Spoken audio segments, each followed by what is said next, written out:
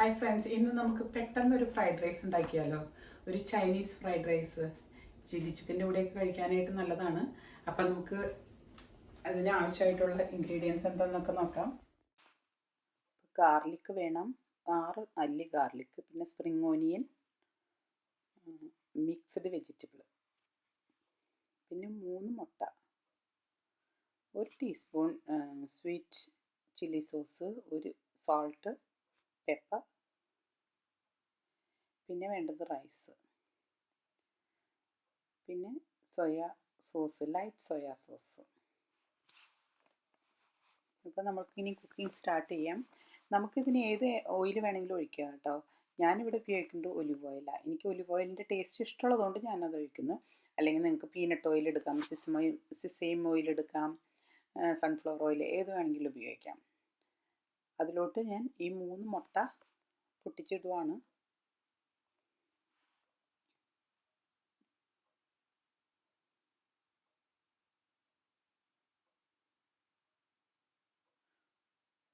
ഒരു 1/2 teaspoon pepper പൗഡറും,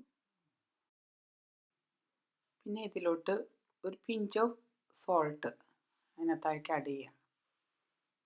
പിന്നെ നമ്മൾക്ക് നന്നായിട്ട് മിക്സ് ചെയ്ത് കൊടുക്കുക.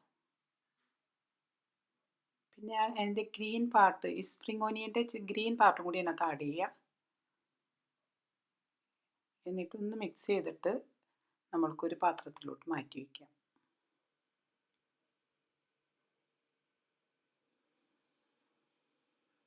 ആ പാത്രത്തിലോട്ട് തന്നെ കുറച്ച് എണ്ണയും കൂടി ഒഴിക്കുക. ഒരു 1 or 2 ടീസ്പൂൺ ഒലിവ് ഓയിൽ ഒഴിക്കുക.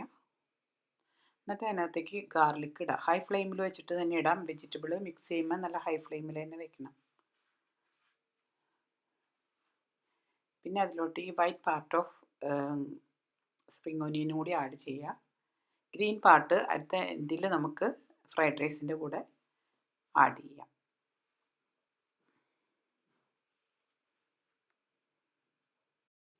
ഇതിൽ ഈ മിക്സ്ഡ് വെജിറ്റബിൾ ഇട്ടിട്ട് നല്ല ഹൈ ഫ്ലെയിമിൽ ഒന്നുകൂടി വഴറ്റിയെടുക്കുക. ഒത്തിരി വേകണ്ട. ഫ്രൈഡ് റൈസിന് ഈ വെജിറ്റബിൾസ് ഒത്തിരി വേകേണ്ട ആവശ്യമില്ല. അത് കഴിഞ്ഞിട്ട് അതിനകത്ത് നമ്മൾ ആ മുട്ടയും കൂടി ആഡ് ചെയ്തിട്ട് ഒന്നും കൂടി മിക്സ് ചെയ്യാം. അതിലോട്ട് 2 ടീസ്പൂൺ ലൈറ്റ് സോയ സോസും, പിന്നെ 1 ടീസ്പൂൺ സ്വീറ്റ് ചില്ലി സോസും നമ്മൾ ആഡ് ചെയ്യുന്നു. എന്നിട്ട് മിക്സ് ചെയ്യുക. ഇത് നമ്മൾ നേരത്തെ തണുപ്പിച്ച് ഫ്രിഡ്ജിൽ വെച്ച റൈസാണ് ഇതിന് ഉപയോഗിക്കുന്നത് നല്ലത്. കാരണം അത് പൊടിയില്ല അധികം. അപ്പോൾ ഫ്രൈഡ് റൈസ് റെഡി ആയിട്ടുണ്ട്.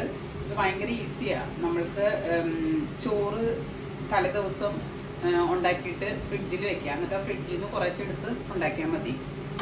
അപ്പോൾ നമുക്കൊരു 15 മിനിറ്റ് പിടിക്കുള്ളൂ. പെട്ടെന്ന് ഫ്രൈഡ് റൈസ് ഉണ്ടാക്കാം. എല്ലാവരും ഒന്ന് ട്രൈ ചെയ്ത് നോക്കണം, നല്ലതാണ്.